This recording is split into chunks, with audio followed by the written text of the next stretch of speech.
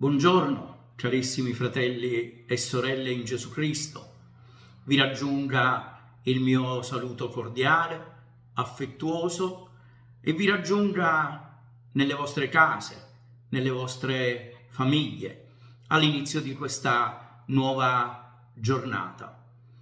Vogliamo così iniziare anche noi il nostro bel mese di maggio, il mese dedicato a Maria, la nostra mamma nel cielo, quella mamma che Gesù ha dato ad ognuno di noi sotto la croce, quella mamma che Padre Pio chiamava in maniera così confidenziale mammina bella.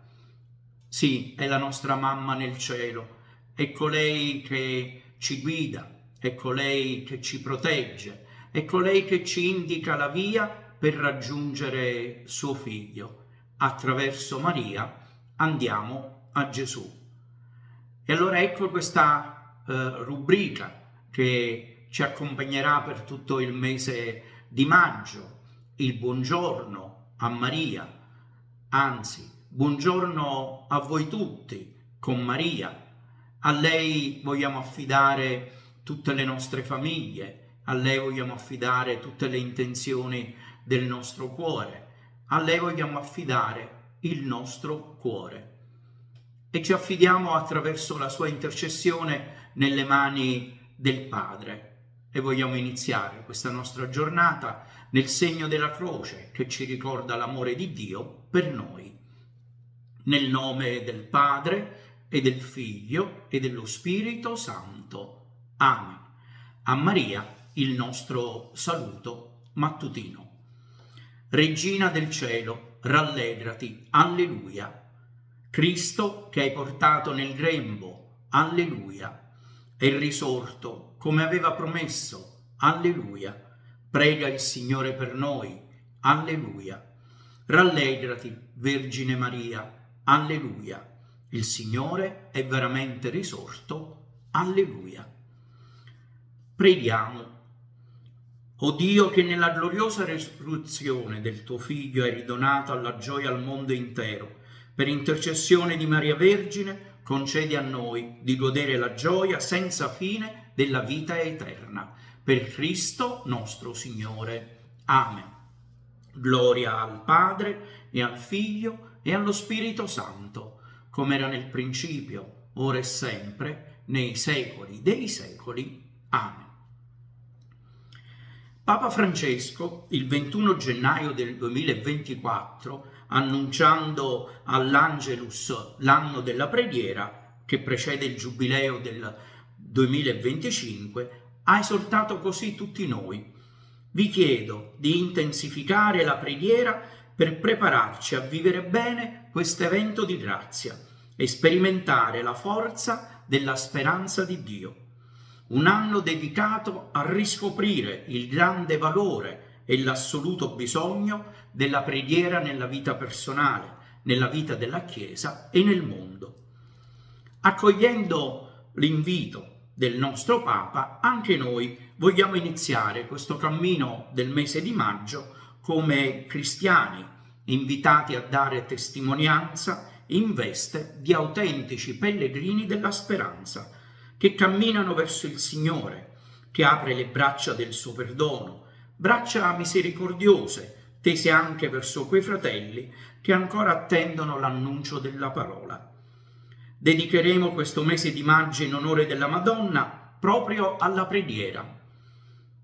Ho scelto il titolo Insegnaci a pregare per indicare il cammino che intendiamo fare in questi giorni dedicati alla Beata Vergine Maria, mettendoci alla sua scuola e pregando insieme a lei dal mattino alla sera, senza stancarci mai di elevare al Signore, mediante la Vergine Santa, la nostra preghiera di lode, di ringraziamento, di intercessione, a lei che può fare tutto presso il suo amatissimo Figlio Gesù Cristo.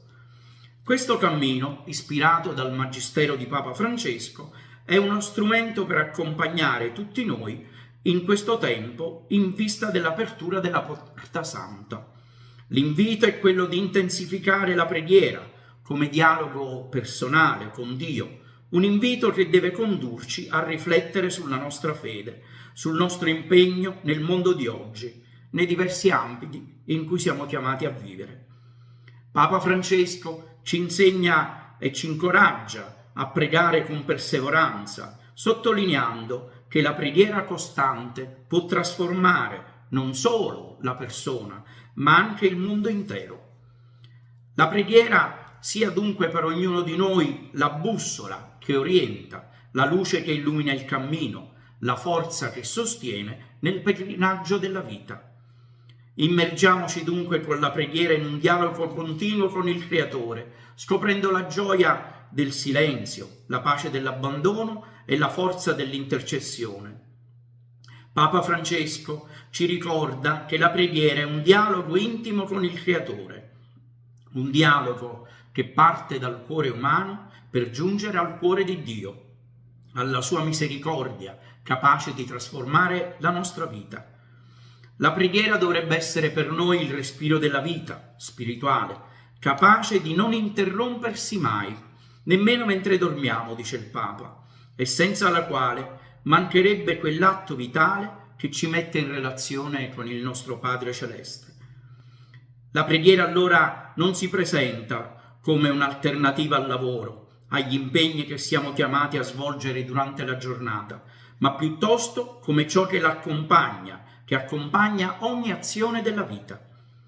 In questo dialogo noi impariamo a parlare con Dio, ma anche ad ascoltarlo e trovare le risposte e la direzione alla sua presenza silenziosa.